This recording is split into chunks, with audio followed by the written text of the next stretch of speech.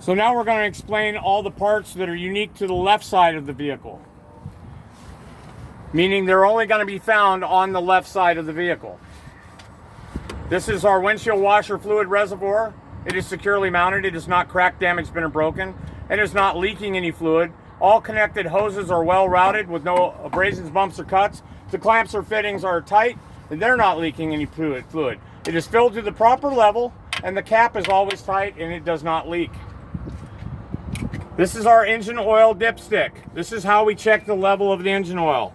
So we would explain to the examiner, I would pull, without touching it, I would pull the dipstick out, wipe it clean, reinsert the dipstick fully, pull it back out, and check to see that the oil is up to the level or mark on the dipstick.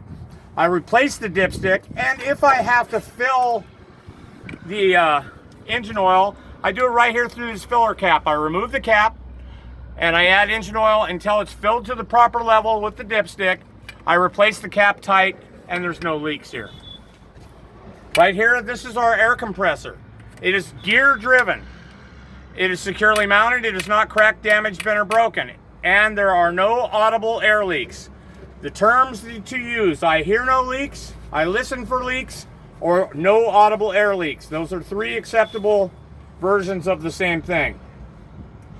All connected air lines, whether they're steel tubing or rubber hose, are well routed. The tubing is not cracked or damaged. The rubber hoses are well routed with no abrasions, bumps, or cuts. And all the clamps and fittings are present and tight, and again, no audible air leaks. Underneath the air compressor is always going to be your power steering pump. On some vehicles, the air compressor will be at the rear of the vehicle, running off the gear at the rear. If that air compressor is at the rear, your power steering pump is going to be directly underneath it. So again, this is our power steering pump. It is gear driven. It is securely mounted. It is not cracked, damaged, bent, or broken. And because it holds fluid, like anything else in this whole thing that either holds air or fluid of any kind, you have to say it does not leak. And again, all connected hoses, whether they're steel tubing or rubber hoses, are well routed. The tubing are not cracked or damaged. The rubber hoses have no abrasions, bumps, or cuts. And both the clamps and fittings on either one are present and tight, and again, no leaks. This is our power steering fluid reservoir. It is securely mounted. It is not cracked, damaged, bent, or broken. It is not leaking any fluid. I would take the cap off and remove it and pull the dipstick that's in it out and check to see that the power steering is filled to the proper level or mark. Again, we don't touch anything except for the belt, so you're just going to say how you would do it.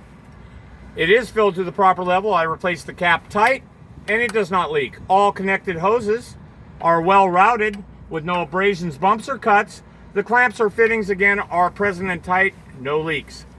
This is our steering gearbox. It is securely mounted. It is not cracked, damaged, bent, or broken. All nuts and bolts are present and tight, and it's not leaking any fluid. All connected hoses are well routed with no abrasions, bumps, or cuts. And again, the clamps or fittings are present and tight, no leaks. This is our steering connecting links. It can also be called steering column or steering shaft. I will call this steering connecting links, and I'll start with the steering shaft. My steering shaft is always straight. It is not cracked, damaged, bent, or broken. It has no illegal welds. No more than 10 degrees play. The universal joints are securely mounted. They're not cracked, damaged, bent, or broken. They're well lubricated and free of debris, and nut and bolts are present and tight. Now we're going to move on. This right here is called your three-piece steering linkage. Three-piece steering linkage. But you have to say the names of the three pieces. So this is my Pitman arm, drag link, upper control arm, or steering arm. Those are all acceptable terms. They are all securely mounted and present with a castle nut. Two castle nuts and cotter pins are present and tight. All the joints are well lubricated, the bushings are in good condition, and if I was to pull on that, all joints would have no play. That concludes all the parts that are unique to the right or left side of the vehicle.